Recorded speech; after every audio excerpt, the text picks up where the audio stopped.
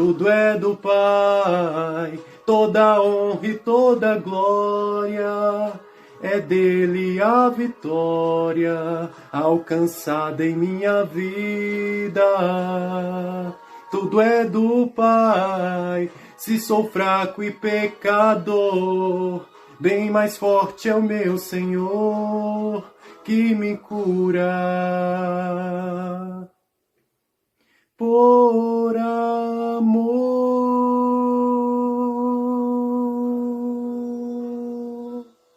Soberano Deus e eterno Pai, nesse momento, ó Pai, te peço auxílio e ajuda para que venhamos a estar aptos a aprender um pouco mais da Tua Palavra, Pai. Que Tu possa abrir os nossos olhos para que possamos ver as heresias e os ensinamentos, ó Pai, que são distorcidos por essas seitas e por essas religiões do diabo. Pai amado, nos ajuda e que possamos estar firmados apenas na rocha, na Bíblia Sagrada, em Teu Filho amado, Yeshua HaMashiach. Amém. Olá, meus irmãos, tudo bom com vocês? Eu sou o missionário Alan e estamos aqui para mais um vídeo para que possamos aprender juntos acerca das mentiras do sistema religioso, acerca das falsas doutrinas e das heresias que muitos pregam nas igrejas. Então que possamos estar aqui para que possamos aprender e não se deixar ser enganados pelos falsos profetas. Então, o tema do vídeo de hoje é Adventismo e Ellen G. White, a seita maçom. Dessa vez, nós vamos falar acerca da Igreja Adventista do Sétimo Dia, que também é uma seita. Mas antes de chegarmos a esse ponto, vamos conhecer quem foi o precursor que foi responsável pela criação e fundação da Igreja Adventista do Sétimo Dia, conhecido como William Miller. Ele foi um fazendeiro, mas acima de tudo foi maçom. Sim, William Miller, ele foi maçom. Isso os adventistas, eles não assumem, mas que os registros históricos comprovam isso, sim, eles comprovam. E eu posso comprovar para vocês, meus irmãos, através do livro God's Strange Work, William Miller and the End of the World, que foi escrito por David L. Rowe. Na página 27 está escrito assim: Miller se tornou membro, juntando-se à loja Estrela da Manhã, e eventualmente elevou ao grau de grão-mestre. Então, meus irmãos, acerca desse livro, já temos a comprovação que William Miller, ele foi maçom e ainda mais de alto grau, né? Alto grau da maçonaria. Então, quando a pessoa se torna um alto grau da maçonaria, a pessoa tem uma responsabilidade tremenda. E qual é a responsabilidade? Século XIX, mais uma vez aqui, né? Como podemos ver, o século que Satanás se manifestou com os seus falsos profetas, criando essas seitas, heresias e falsos ensinamentos, foi onde também surgiu a Igreja Adventista do Sétimo Dia, através desse falso profeta William Miller. Ele decidiu calcular a data da vinda do Mestre Jesus. E nesses seus cálculos absurdos, né, e loucos, ele calculou que a data da volta de Jesus seria entre o ano de 1843 e 1844. E acabou que, quando eles perceberam que Jesus não voltou em nenhuma dessas datas determinada por ele, muitas pessoas decidiram abandonar, né, esse falso profeta, mas outros perseveraram.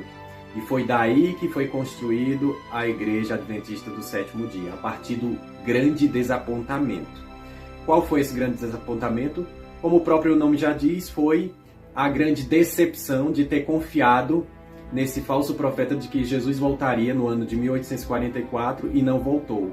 E para vocês verem como a hipocrisia dessa doutrina da volta de Jesus, né? Dessa mentira que eles determinaram a data, porque a própria palavra de Deus, o próprio Jesus falou que nem os anjos do céu, nem ele mesmo sabe a data da sua volta, mas somente o Pai.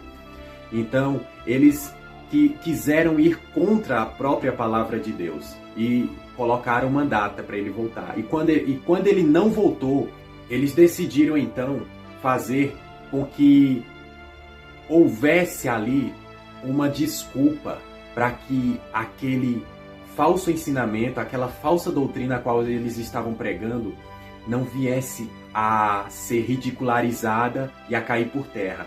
E qual foi a forma que ele usou para tentar justificar essa sua lógica, esse seu cálculo? Ele determinou que não seria a data da volta de Jesus, mas seria a data que Jesus entraria no santuário celestial para começar a interceder por nós, oferecendo sacrifícios pela nossa vida. Aí você entra num absurdo, porque o próprio Jesus, ele se sacrificou pelos nossos pecados. Acreditar que ele está lá no céu, sacrificando ainda animais para interceder pela nossa vida, é acreditar que o sacrifício dele foi em vão, não serviu de nada, não teve efeito. Então isso é um absurdo, isso é uma tremenda heresia da parte dos adventistas. Porque a palavra de Deus ela é bem evidente e clara, que Jesus ele está sentado à destra de Deus, aguardando o momento certo a qual o Pai ele vai colocar todos os seus inimigos sobre os seus pés. Quando esse momento chegar, Jesus ele voltará. E João, ele teve a visão do céu. E em Apocalipse 21, 22, ele diz que ele olhou e não tinha santuário nenhum no céu, mas o santuário era o próprio Altíssimo e Soberano, Yahweh Tsebaoth, junto do seu Filho amado, o Cordeiro.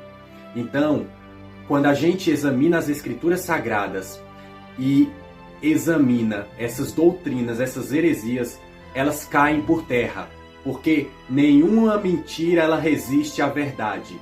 Então devemos focar na Bíblia Sagrada, não nesses ensinamentos de homens, do diabo, da maçonaria. E para não ficar nenhuma dúvida de que William Miller ele foi maçom, vamos comprovar isso também acerca dos escritos que estão nas Memórias de William Miller, escrito por Sylvester Bliss, nas páginas 21 e 22. Fala assim: foi aqui quando Miller se tornou um membro da fraternidade maçônica e com perseverança avançou os mais altos graus das lojas daquele condado. Então, não tem nenhuma dúvida de que William Miller ele foi maçom. E ele, com a sua neófita discípula, Ellen G. White, ele ensinou a ela essas doutrinas e heresias. E a partir daí ela conseguiu desenvolver isso. Com a ajuda de quem? Do diabo, Porque Deus ele não apoia nenhuma mentira. Os adventistas, eles tentam a todo momento negar qualquer envolvimento com a maçonaria. Mas a sua própria profetisa, que para eles é uma profetisa, que não passa de uma falsa profeta, Ellen G. White, ela mesmo foi maçom. É claro que os maçons, é uma organização de homens, mas tem uma organização também de mulheres. E Ellen G. White, ela também fez parte da maçonaria. E podemos comprovar isso através do seu túmulo, a qual ela foi enterrada, onde lá se encontra um tremendo obelisco. E o que são obeliscos? Obeliscos são imagens, são postes ídolos dedicados a Baal ou a outros falsos deuses, que eram muito utilizados no passado, para poder indicar que o local ele é dominado pela maçonaria. E esse obelisco, ele representa o órgão genital desse falso deus. É o falo de Ra, é o falo de Baal, para não falar palavras torpes aqui, Então, eu creio que vocês tenham entendido. O próprio programa da Igreja Adventista, chamado Na Mira da Verdade, ele tem simbologia maçônica. E também o arqueólogo Rodrigo Silva, fazendo uso desses gestos que são maçons, que são indicativos de pessoas que fazem parte dessa organização. Nesse vídeo, nós estamos tratando a Igreja Adventista do Sétimo Dia como uma seita. E por que uma seita? Porque eles não seguem exatamente e unicamente a Bíblia como regra de fé. Não. Eles seguem os escritos de Ellen G. White, que para eles é uma profetisa, que seus escritos eles têm a mesma importância que as escrituras sagradas. Que absurdo, Tenho aqui até um livro dela, né, que é o mais famoso livro dela, Grande Conflito. Ela vai utilizar desses escritos, né, para manipular e fazer uma lavagem cerebral na cabeça desse povo que não foca na Bíblia, mas que se deixa ser manipulado e se deixa ser conduzido por essas heresias e falsos ensinamentos. E como eu posso comprovar que Ellen G. White ela foi uma falsa profetisa? Através das profecias que ela profetizou e que não aconteceram. E a própria Bíblia ela deixa bem clara, se um profeta ele profetiza algo e não acontece, é porque ele não é um profeta de Deus. E foram várias as profecias que ela profetizou, mas que não se concretizaram. Uma das profecias de Ellen G. White é que ela profetizou que Jerusalém nunca mais seria restabelecida. Nunca mais seria restaurada Jerusalém. E isso ela escreveu em Primeiros Escritos, página 75. E é claro que Jerusalém está existindo nos dias de hoje, né? Israel voltou a existir como país. Outra das suas falsas profecias é que a Turquia deixaria de existir. Está registrado em Enciclopédia Adventista do Sétimo Dia, volume 11, páginas 51 e 52. Outra grande falsa profecia que ela profetizou foi de que no ano de 1850, Jesus voltaria dentro de alguns meses. Isso está registrado em Primeiros Escritos, páginas 58, 64 e 67. Não é à toa, né, que a igreja é conhecida como Igreja Adventista, né, porque eles tentaram determinar datas e datas para Jesus voltar e nada dele voltar. E por isso colocaram o nome Adventista, que é de advento, né, da vinda de Cristo. Agora vamos para as heresias, né, que a Igreja Adventista do Sétimo Dia ela defende. E entre essas heresias eles falam que Jesus é o arcanjo Miguel. Que absurdo! Hebreus capítulo 1, versículos 5 e 6 deixa bem claro que a ninguém Deus chamou de filho. E o único que Deus falou que os anjos o adorariam seria o seu filho amado. Outra grande heresia da Igreja Adventista, né, é dizer que Ellen G. White é o espírito da profecia. Que absurdo! Uma falsa profetisa como essa ser considerada espírito da profecia. Apocalipse 19:10 fala que o espírito da profecia é o testemunho de Jesus. Já vemos aí que quebrou por terra, né? E não se sustenta. A Igreja Adventista do Sétimo Dia, ela é bastante reconhecida por defender o mandamento do sábado, né? O quarto mandamento. E sem falar dos outros mandamentos também. Mas eu não sou contra o quarto mandamento, porque eu sou a favor do sábado, sim. Mas uma coisa que eles guardam da forma errada é que eles defendem o sábado gregoriano, que é o sábado que está no calendário que foi construído pela Igreja Católica, e sem falar também que o mandamento do sábado inclui você não acender fogo no sábado. Está no livro de Êxodo, capítulo 35, versículo 3. E isso é algo que eles totalmente ignoram e rejeitam. E até a sua profetisa, ela também fala que só deve acender fogo em dias frios. Ou seja, ela está indo contra a palavra de Deus e ainda está determinando algo, né, que não está na palavra. E até ela, eles rejeitam. A sua profetisa, como se fosse uma deusa, né, para os adventistas.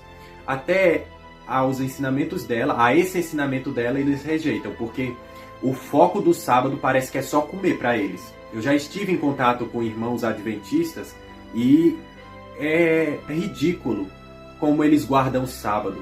O foco é mais na comida do que na adoração para Deus. Isso é de entristecer o coração. Do que adianta defender o mandamento do sábado e não fazer o que agrada a Deus no sábado? E esse ensinamento dela de acender fogo só em dias frios e que pode aquecer a comida está em Testemunhos Seletos, volume 3, páginas 23 e 24. Outra tremenda heresia, né, e um grande engano é que eles falam que o inferno não existe. Ali, quando a Bíblia fala de inferno, é apenas uma tradução equivocada, sendo que a parábola do rico e Lázaro deixa bem claro acerca da condenação do inferno e do seio de Abraão, né? Que é onde as almas dos justos ficam aguardando para o dia do juízo. E eles vão considerar que essa parábola é apenas uma figura de linguagem, é apenas um ensinamento que Jesus deu conforme o que os judeus acreditavam, mas isso é um absurdo, porque ali é a única parábola que Jesus ele cita o nome dos personagens, que é Lázaro e Abraão. E vemos que essa parábola não se trata de apenas uma história para ilustrar, mas se trata de uma história real, verídica, que aconteceu. Jesus não seria um mentiroso, porque ele mesmo falou que é o caminho, a verdade e a vida. Ele fala a verdade, então a parábola ela é verdadeira, é uma história real. E outros livros da Bíblia vão comprovar isso também.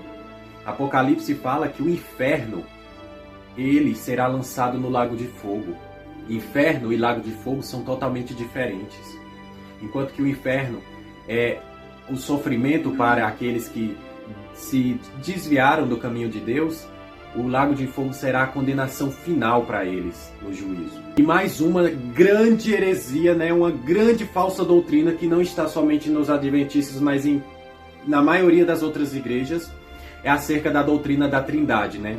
Porque a doutrina da Trindade é uma doutrina católica, satânica, maçônica e idólatra. E infelizmente, eles que prezam tanto pelos 10 mandamentos de Deus estão desobedecendo o primeiro mandamento, que diz: não terás outros deuses diante de mim. Porque a partir do momento que eu adoro o Espírito Santo e adoro Jesus, eu estou tirando a adoração devida ao Pai, a qual o próprio Mestre Jesus fala: somente ao Senhor vosso Deus adorarás e darás culto. Mateus 4:10. Então, Tiago deixa bem claro, Tiago 2, 10 e 11. Aquele que disse, não adulterarás, também disse, não assassinarás. Portanto, se obedeces toda a lei, mas tropeça em um só ponto, se tornas transgressor de toda a lei. Então, não adianta defender o sábado e transgredir o primeiro mandamento. Você está pecando contra todos os mandamentos de Deus, porque o cálculo de Deus é esse. 10 menos 1 não é 9, mas é 0. Desobedeceu a um dos mandamentos, desobedeceu a todos. E é evidente que 1 Timóteo capítulo 2, versículo 5 fala que só há um Deus e Pai e há um só mediador entre Deus e os homens, Cristo Jesus, homem. Então, só é um Deus. E a palavra de Deus ela vai repetir isso várias vezes, até no Shema. Ouve, Israel, o Senhor nosso Deus é um. Então, meus irmãos, abandone esses falsos ensinos, essas heresias, porque vão levar muitos ao inferno. Siga somente a Bíblia, que é o Cristo Jesus encarnado. Então, que vocês possam ficar com essa palavra e despertar, para que vocês não venham a ser enganados. E que possamos estar aqui em mais um vídeo do canal, se o nosso Deus Todo-Poderoso, Yahuwah Tsebaot, nos permitir. Fiquem na paz do nosso amado Mestre, Salvador, Filho de Deus, Yeshua HaMashiach. Amém.